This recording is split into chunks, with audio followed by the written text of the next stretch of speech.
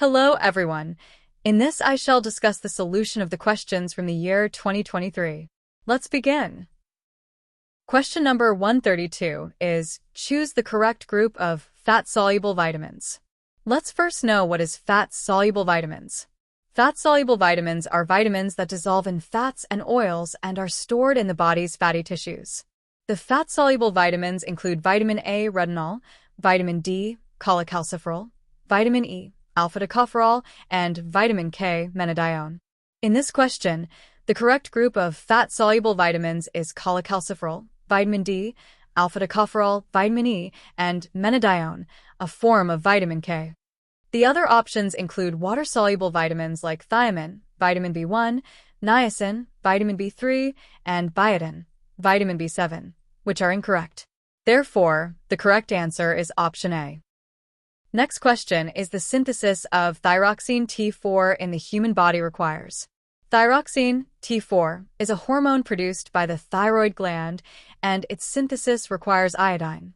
Iodine is an essential component of thyroxine, as it is incorporated into the hormone structure. Without iodine, the thyroid cannot produce sufficient thyroxine, leading to conditions like goiter. While selenium, iron, and zinc are important for other bodily functions, they are not directly involved in the synthesis of thyroxine. Therefore, the correct answer is iodine.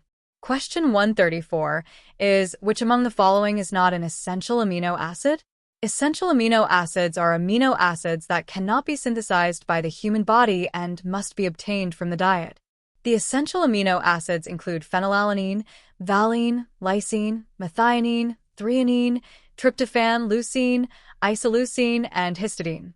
L-arginine, however, is a conditionally essential amino acid, meaning it is only essential under certain conditions, such as during illness or stress. Therefore, L-arginine is not classified as an essential amino acid, making option D the correct answer. Question 135 is the time required for stipulated destruction of a microbial population at a given temperature is. Let's review the options. The time required to reduce a microbial population by 90%, 1 log cycle, at a specific temperature is known as the d-value, decimal reduction time. The f-value refers to the total time required to achieve a specific or stipulated reduction in microbial population at a given temperature, while the z-value represents the temperature change required to change the d-value by a factor of 10. The Q10 value indicates the factor by which the reaction rate increases with a 10 degrees Celsius rise in temperature. Therefore, the correct answer is f-value. Question 136. Which among the following statements is not correct? In this question, we evaluate the correctness of each statement. Cod fish is indeed a major source of omega-3 fatty acids, and beetroot is a good source of beta-carotene, a precursor of vitamin A. Fresh sugarcane juice contains polyphenol oxidase, an enzyme that causes browning. However, apples are not a source of vitamin B12, which is primarily found in animal products like meat, eggs, and dairy. Therefore, the statement apple is a good source of vitamin B12 is incorrect, making option C the correct answer. Next question is, which of the following statements is not correct? This question tests our understanding of fluid behavior. Pseudoplastic fluids, such as ketchup, exhibit a decrease in apparent viscosity as the shear rate increases. Dilatant fluids, like cornstarch slurry, show an increase in apparent viscosity with increasing shear rate. Bingham fluids, such as toothpaste, require the application of a yield stress before they start to flow. However, rheopectic and thixotropic fluids are time-dependent, not time-independent. Rheopectic fluids increase viscosity over time under shear, while thixotropic fluids decrease viscosity over time under shear.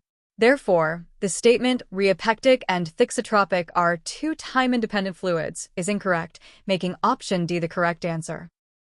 Question 138 is calculate the efficiency of an oil expeller. To calculate the efficiency of an oil expeller, we start with 100 kilograms of mustard seeds containing 38% oil. The theoretical oil yield is 38 kilograms. The expeller yields 37 kilograms of oil, but this oil contains 5% solid impurities. Therefore, the pure oil yield is 37 kilograms multiplied by 95%, which equals 35.15 kilograms. The efficiency is calculated as the ratio of the actual pure oil yield to the theoretical oil yield, multiplied by 100. This gives an efficiency of 92.5%. Next quest is about half-life of vitamin C degradation. The degradation of vitamin C follows first-order reaction kinetics, meaning the rate of degradation is proportional to the concentration of vitamin C. The degradation rate constant is given as 5.2 times 10 to the power of -3 per day. The half-life of a first-order reaction is calculated as the natural logarithm of 2 divided by the rate constant. Substituting the values, the half-life is approximately 133 days. Question 140 is about coefficient of rehydration. Here, we start with 10 kilograms of dried cauliflower containing 5% moisture on a wet basis. The dry matter in the dried cauliflower is 9.5 kilograms. Fresh cauliflower contains 87% moisture on a wet basis, meaning the dry matter is 13%. Let the weight of fresh cauliflower be x kilograms. The dry matter in fresh cauliflower is x multiplied by 13%, which equals 9.5 kilograms. Solving for x gives 73.08 kilograms. The coefficient of rehydration is the ratio of the rehydrated weight, 60 kilograms, to the fresh weight, 73.08 kilograms, which equals 0.82. Question 150 is about power requirement for grinding. To determine the power required for grinding black gram, we use Bond's law, which relates the energy needed for size reduction to the initial and final particle sizes. The initial size of the black gram is 3.36 millimeters, and the final size required is 0.25 millimeters. The power required to grind the black gram to a size of 0.354 millimeters is given as 4.5 kilowatts. Using Bond's law, the power required for the new final size is proportional to the square root of the ratio of the initial size to the final size. Substituting the values, we find that the power required to grind the black gram to 0.25 millimeters is approximately 5.76 kilowatts. Next question on the D10 value for salmonella in egg yolk is 0.75 kilograms, which means that a dose of 0.75 kilograms reduces the salmonella population by 1 log cycle, 90%. To achieve an 8 log reduction, we multiply the D10 value by 8, which gives a dose of 6 kilograms. However, this value does not fall within the expected range of 13 to 14.5 kilograms given in the answer keys. Viewers, if you find any correction factor for this question, kindly mention in the comment section. Question 152 is about water activity at 45 degrees Celsius. The water activity of a plant protein-based snack at 30 degrees Celsius is given as 0.30, and the average moisture binding energy is 3,200 calories per mole. To calculate the water activity at 45 degrees Celsius, we use the Clausius-Clapeyron equation, which relates water activity to temperature and moisture binding energy. The equation states that the natural logarithm of the ratio of water activities at 2 temperatures is equal to the moisture binding energy divided by the gas constant and the temperature difference. Substituting the values, we find that the water activity at 45 degrees Celsius is approximately 0.34. This value is rounded to 2 decimal places, making the correct answer 0.34. Question 153 is about heat transfer surface area. In this problem, cow milk is pasteurized in a countercurrent heat exchanger using hot water as the heating medium. The milk enters the heat exchanger at 15 degrees Celsius and exits at 50 degrees Celsius, with a flow rate of 1 kilogram per second and a specific heat of 3.5 kilojoules per kilogram per degree Celsius. The hot water enters at 75 degrees Celsius and exits at 60 degrees Celsius. The overall heat transfer coefficient is 1,800 watts per square meter per degree Celsius.